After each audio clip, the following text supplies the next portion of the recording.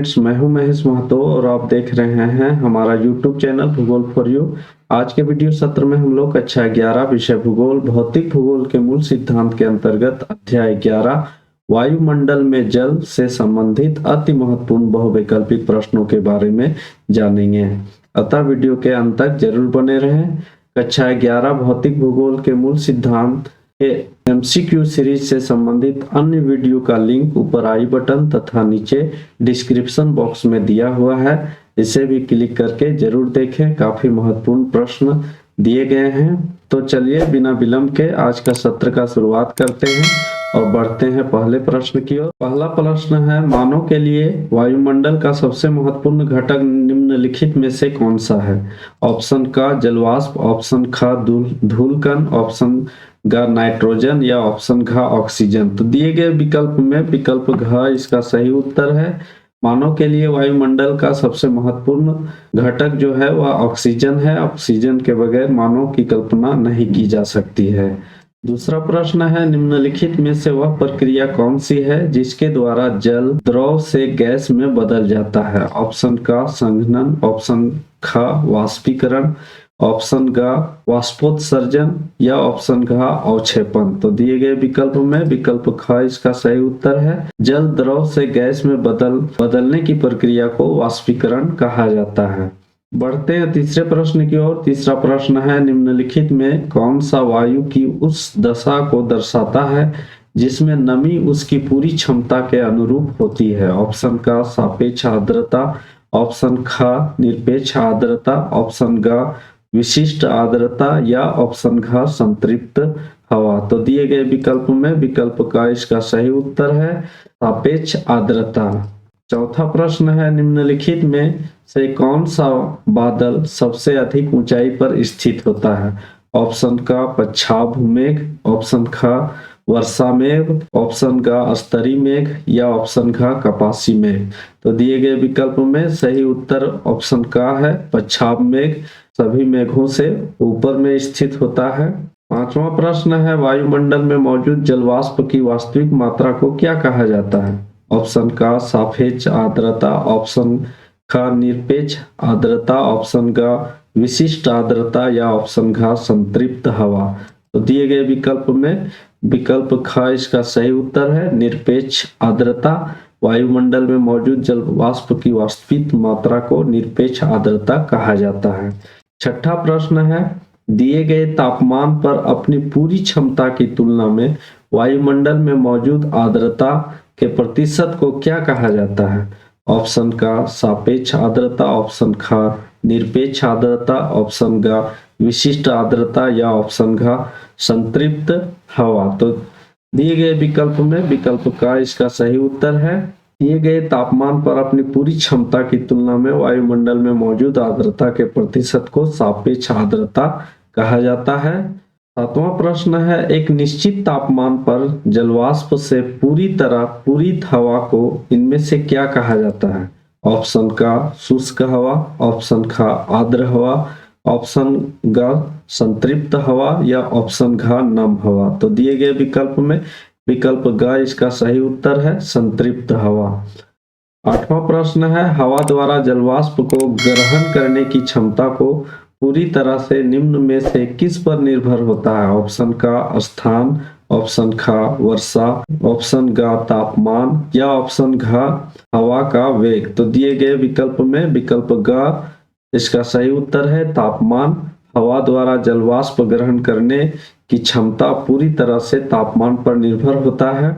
नौवां प्रश्न है, हवा के दिए गए प्रतिदर्श अर्थात सैंपल में जिस तापमान पर संतृप्तता आती है इसमें से क्या कहलाती है?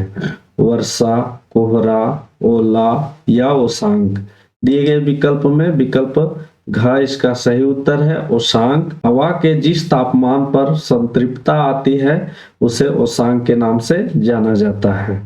10वां प्रश्न है, निम्नलिखित में से किसके कारण वायुमंडल में जलवाष्प की मात्रा क्रमशः घटती और बढ़ती रहती है? ऑप्शन का तापमान और वर्षण, ऑप्शन ख वाष्पीकरण एवं संघनन, ऑप्शन ग स्थान एवं और समय, ऑप्शन घ वाष्पोत्सर्जन एवं बादल। तो दिए गए विकल्प में विकल्प ख इसका सही उत्तर है। वाष्पीकरण और संघनन के कारण जलवाष्प की मात्रा क्रमशः घटती एवं बढ़ती रहती है। 11वां प्रश्न है, जिस तापमान पर जल वाष्पीकृत होना शुरू करता है उसे वाष्पीकरण की खाली घर कहा जाता है। विशिष्ट ऊष्मा, ख ऊष्मा, ग गुप्त ऊष्मा या घ इनमें से कोई नहीं। तो दिए गए विकल्प में विकल्प ग इसका सही उत्तर है, गुप्त ऊष्मा कहा जाता है। 12वां प्रश्न है, जलवाष्प का जल के रूप में बदलना निम्न में से क्या कहलाता है? ऑप्शन का वाष्पीकरण, ऑप्शन ख बादल, ऑप्शन ग वर्षण या ऑप्शन घ संघनन। दिए गए विकल्प में विकल्प घ इसका सही उत्तर है, संघनन। जलवाष्प का जल के रूप में बदलना संघनन कहलाता है।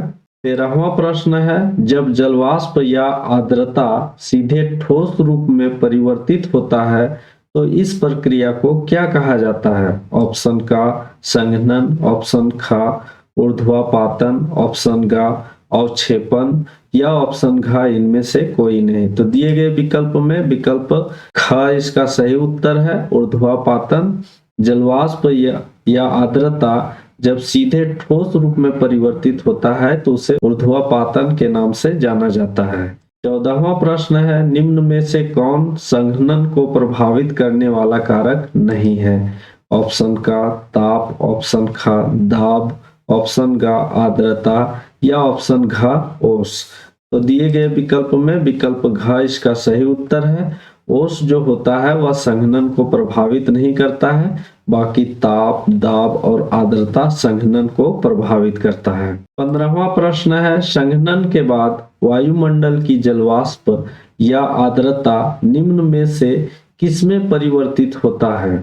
ऑप्शन का ओस, ऑप्शन ख कोहरा, ऑप्शन ग तुषार या ऑप्शन घ उपरोक्त सभी। तो दिए गए विकल्प में विकल्प घ इसका सही उत्तर है, उपरोक्त सभी।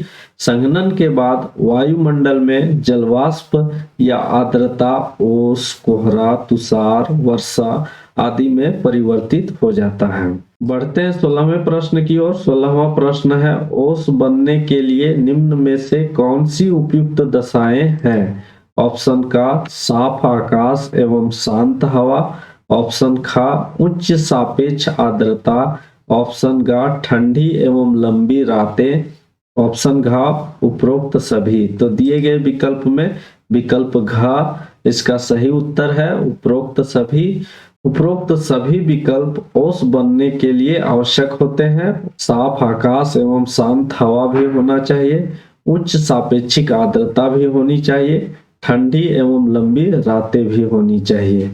17वां प्रश्न की ओर बढ़ते हैं। 17वां प्रश्न है, निम्नलिखित में से धूम्र कोहरा का विकास अधिक देखने को मिलता है? ऑप्शन का पर्वतीय क्षेत्रों में, ऑप्शन ख मैदानी क्षेत्रों में, ऑप्शन ग ग्रामीण क्षेत्रों में या ऑप्शन घ नगरीय एवं औद्योगिक क्षेत्रों में। तो दिए गए विकल्प में विकल्प घ इसका सही उत्तर है, नगरीय एवं औद्योगिक क्षेत्रों में धूम्र कोहरा अत्यधिक मात्रा में देखने को मिलता है।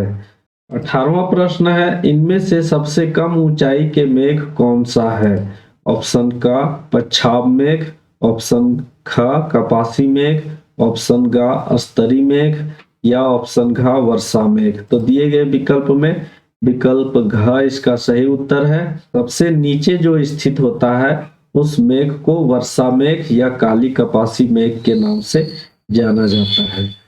19वां प्रश्न है, इनमें से सबसे कम ऊंचाई वाले मेघों के समूह में नहीं आता है? ऑप्शन का कपासी वर्षा मेघ, ऑप्शन ख स्तरी कपासी मेघ, ऑप्शन ग पच्छाव कपासी मेघ या ऑप्शन घ स्तरी वर्षा मेघ। तो दिए गए विकल्प में विकल्प ग इसका सही उत्तर है, पच्छाव कपासी मेघ कम ऊंचाई वाले मेघों की श्रेणी में नहीं रखा जाता है। यह सबसे अधिक ऊंचाई में पाए जाने वाले मेघों की श्रेणी में आता है। 20वां प्रश्न है, निम्न में कौन सा वर्षा के प्रकार नहीं है? ऑप्शन का पच्छाभी वर्षा, ऑप्शन ख संवहनीय वर्षा, ऑप्शन ग पर्वतीय वर्षा या ऑप्शन घ चक्रवाती वर्षा। तो दिए गए विकल्प में विकल्प का इसका सही उत्तर है पच्छाभी वर्षा। या वर्षा का कोई प्रकार नहीं होता है बल्कि पच्छाभी मेघ होता है।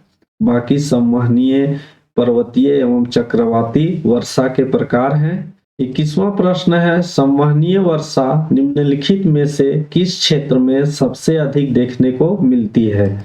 ऑप्शन का मध्य अक्षांशों में, ऑप्शन ख ध्रुवीय क्षेत्रों में, ऑप्शन ग विषुवतीय क्षेत्रों में या ऑप्शन घ पर्वतीय क्षेत्रों में। तो दिए गए विकल्प में विकल्प ग इसका सही उत्तर है। संवहनीय वर्षा ज्यादातर विषुवतरेखीय क्षेत्रों में देखने को मिलती है। 22वां प्रश्न है, पर्वतीय वर्षा निम्न में से पर्वत के किस भाग में सर्वाधिक होती है? ऑप्शन का पर्वतपतीय भागों में, ऑप्शन ख पवनाभिमुख ढाल पर, ऑप्शन ग पवनाभिमुख ढाल पर, ऑप्शन घ पर्वतीय शिखर पर। तो दिए गए विकल्प में विकल्प ख इसका सही उत्तर है पवनाभिमुख ढाल।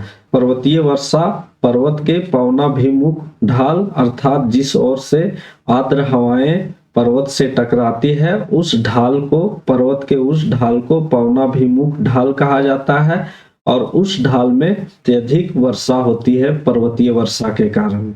23वां प्रश्न है, पवनाभिमुख ढाल वर्षा से अछूते रहते हैं या वर्षा कम होती है, ऐसे क्षेत्रों को निम्न में से किस नाम से जाना जाता है? वृष्टि क्षेत्र, वृष्टि छाया क्षेत्र, अतिवृष्टि क्षेत्र या इनमें से कोई नहीं। तो दिए गए विकल्प में विकल्प ख इसका सही उत्तर है वृष्टि छाया क्षेत्र कहा जाता है कि पवन विमुख ढाल में जिन क्षेत्रों में वर्षा नहीं होती है उन क्षेत्रों को वृष्टि छाया क्षेत्र कहा जाता है।